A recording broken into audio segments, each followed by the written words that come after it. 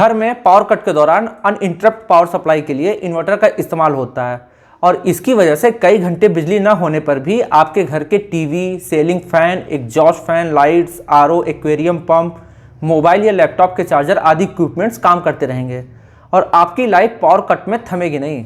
वही मैं uninterrupted supply provide करने वाले एक ऐसे ही इन्वर्टर ल्यूमिनस कंपनी का जेलियो प्लस 1100 का रिव्यू करने वाला हूं, जो कि 756 वाट के आउटपुट पावर वाला फुल साइन वेव इन्वर्टर है और यह कई सारे सेफ्टी फीचर्स के साथ आता है।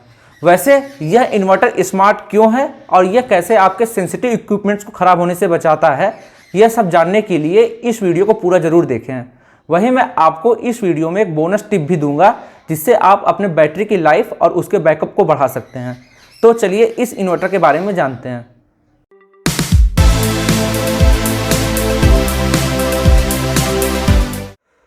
वैसे तो मार्केट में आपको इन्वर्टर 3000 रुपये की स्टार्टिंग प्राइस में मिल जाएंगे, लेकिन वह पुराने ज़माने के स्क्वायर वेव टेक्नोलॉजी पे काम करते हैं, जो कि काफ़ी आवाज़ करने के साथ सिर्फ मोटर आदि चलाने के लिए ठीक हैं।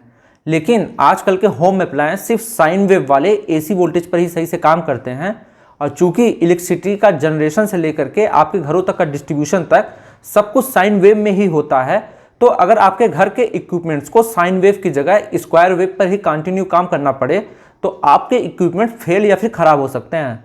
और आपने अक्सर कई लोगों से सुना होगा कि उनका मोबाइल या लैपटॉप इन्वर्टर से सही से चार्ज नहीं होता तथा जिसकी वजह से उनके डिवाइस की बैटरी खराब हो गई, तो उसका रीज़न स्क्वायर वेव आउटपुट वाले इन्वर्टर ही हैं। वैसे इस इन्वर्टर को देखने से पहले आइए इसके बॉक्स में से इसी कुछ बेसिक डिटेल्स को देख लेते हैं। तो ये रहा हमारा बॉक्स, जिसमें इसके दूसरे साइड उससे कुछ की फीचर्स लिखे गए हैं, जिसमें से पहला फीचर है power backup time display in hours and minutes. दूसरा है battery electrolyte level indicator glows whenever the battery requires water top up. वहीं तीसरा inputs main protection through MCB और चौथा इसमें 32 बिट का DSP प्रोसेसर दिया गया है। वहीं इस बॉक्स के दूसरी तरफ इसके कुछ और फीचर्स लिखे हैं, जैसे डिस्प्ले लेवल इंडिकेटर जिसमें mains available, eco mode, battery electrolyte level, battery charge discharge level, remaining type of battery charge and discharge faults से लेवल है। कुछ प्रोटेक्शन इसमें फीचर दिए हैं, जैसे short circuit protection, overload protection, wrong wiring protection, over temperature protection और battery deep discharge protection.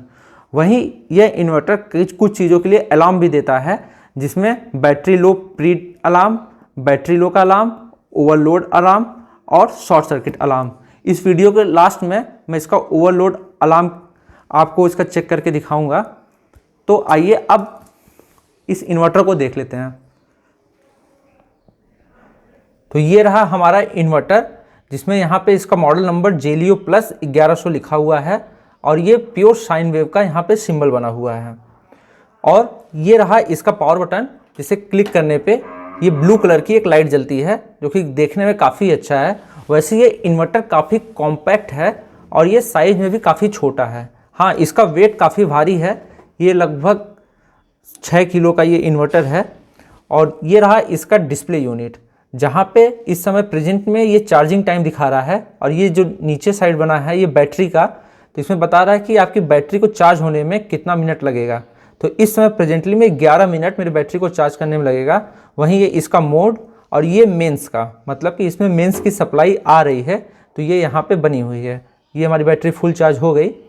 और यहीं पे ऊपर साइड आपको शॉर्ट सर्किट या फिर कोई फॉल्ट प्रोटेक्शन के लिए यहाँ पे दिखेगा। ओवरलोड जब भी होगा तो यहाँ पे आपको सिंबल दिखेगा और यहाँ पे जब बैटरी को टॉपअप की ज़रूरत होगी, तो मैं इसका मेंस बंद करके आपको दिखाता हूँ। तो ये मैंने मेंस का पावर बंद कर दिया, तो आप देख रहे हैं यहाँ पे मेंस का सिंबल चला गया। वहीं अब मैं इसके बैक साइड में आपको दिखाता हूँ। तो ये बैक साइड से कुछ इस तरीके से दिखाई देता है, जहाँ पे ये दो बैटरी के चार्जिंग पोर्ट दिए गए हैं, ये पॉजिटिव और निगेटिव। यहाँ पे इको और UPS 2 मोड दिए गए हैं, जिसे आप इस बटन को स्लाइड करके सेलेक्ट कर सकते हैं। वहीं इसमें बैटरी का सिलेक्शन दिया गया है कि आपकी बैटरी किस टाइप की है, तो ये ट्यूबलर पे मैंने पहले से ही सेट करके रखा है। वहीं ये दूसरे टाइप की बैटरियाँ फ्लैट प्लेट और LA यानी कि SMF टाइप की बैटरी के लिए है। तो मेरी ये पीछे ट्यूबलर की बैटरी लगी हुई है जिसे मैं भी आपको दिखाऊंगा, तो मैं इसे ट्यूबलर पे ही सिलेक्ट रखता हूँ। ये रहा पावर्स के लिए आउटपुट, जिसमें से आप सॉकेट को कनेक्ट करके मेंस में कनेक्ट कर सकते हैं। ये रहा इसका इनपुट MCB प्रोटेक्शन, जो कि ये ऊपर साइड है, और ये 10 एम्पियर तक की इसमें MCB लगी हुई है। वहीं ये इसका एक बहुत ही खास फीचर है, वो ये रहा इसका बाईपास स्विच। मान लीजिए कि किसी भी कंडीशन में आपका ये इन्वर्टर कभी ख़राब हो जाता है, तो आप इसे सीधे बाईपास पे क्लिक करके आप मेन सप्लाई को कंटिन्यू कर सकते हैं।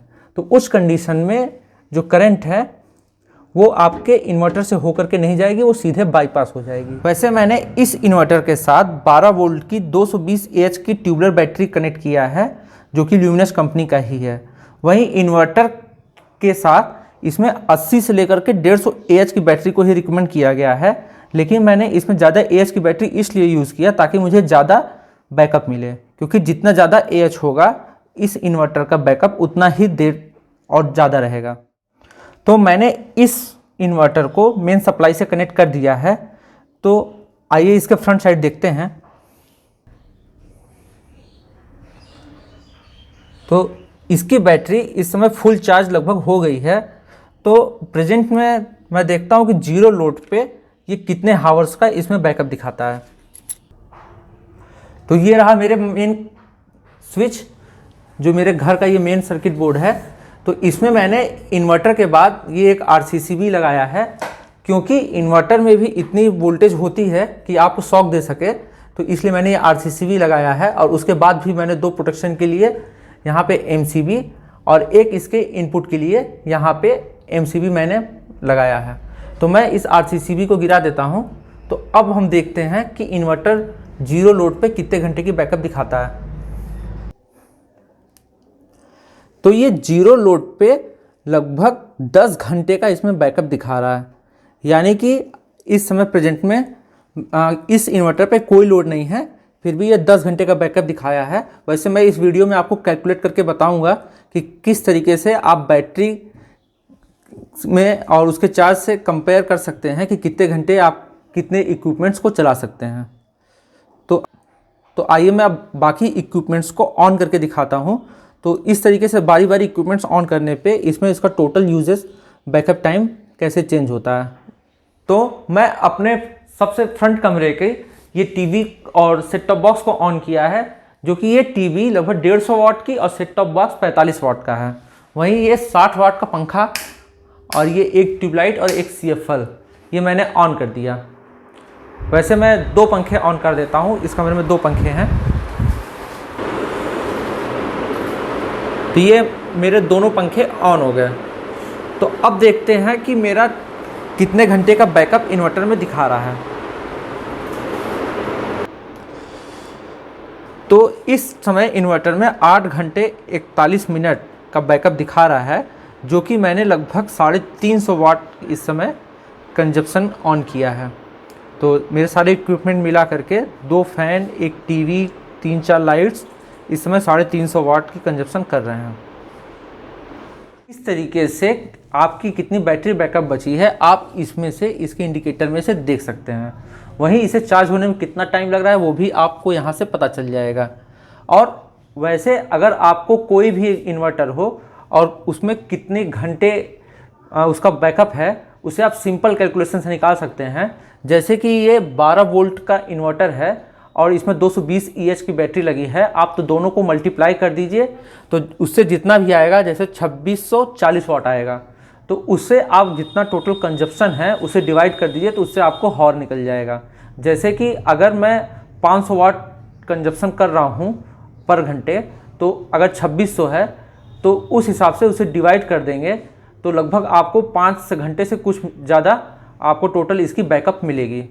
तो वैसे अगर ये डिस्प्ले है तो ये काम आपका काफ़ी आसान हो जाता है। वहीं इसमें 756 वाट का ही इसका टोटल आउटपुट है। तो अगर आप इससे ज़्यादा का कोई भी इक्विपमेंट कनेक्ट करते हैं तो इसमें वार्निंग आएगी।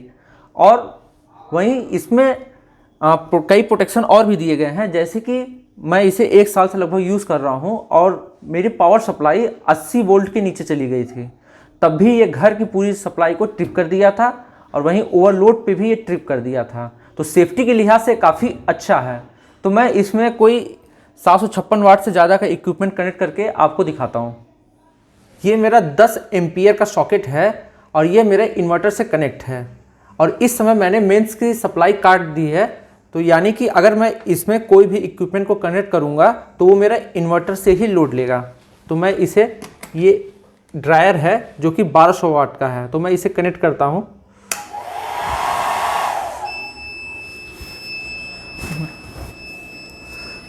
जल्दी से। तो आप ये देख रहे हैं, इसमें ये ओवरलोड की वार्निंग देने लगा। तो इस तरीके से ये ओवरलोड की वार्निंग दे करके कुछ सेकंड के लिए बिजली सप्लाई को इंटरप्ट कर देता है और जब तक आप उस इक्विपमेंट को या फिर ओवरलोड को कम नहीं कर देते तब तक ये वार्निंग देते रहेगा। और इस फीचर से आपकी इन्वर्टर की बैटरी एग्जॉस्ट होने से बचेगी, जिससे उसकी लाइफ मेंटेन रहेगी। वही मैंने इस वीडियो में आपसे बोला था कि आप कैसे अपनी इन्वर्टर की बैटरी की लाइफ को इम्प्रूव कर सकते हैं। तो इसके लिए आप इन्वर्टर को इंस्टॉल करने से पहले ही इन्वर्टर से चलने वाले इक्विपमेंट जैसे कि फ़ैन, टीवी या चार्जिंग सॉकेट की वायरिंग को अलग कर दीजिए, जिससे उसकी सप्लाई सिर्फ इन्वर्टर से ही होकर के जाए और वहीं इन्वर्टर के आउटपुट को कभी भी मेन पावर से कनेक्ट ना करें। अगर आप इसे वायरिंग के टाइम ही ध्यान दे देंगे तो इससे आपकी बैटरी का पावर लॉस नहीं होगा और उसका बैकअप और लाइफ दोनों ही इम्प्रूव रहेगा। तो आपको मेरा वीडियो कैसा लगा मुझे कमेंट करके ज़रूर बताएं। वहीं मेरे इस वीडियो को लाइक एंड शेयर करने के साथ मुझ पर अपना प्यार और सपोर्ट बनाए रखने के लिए मेरे चैनल को सब्सक्राइब जरूर करें। धन्यवाद।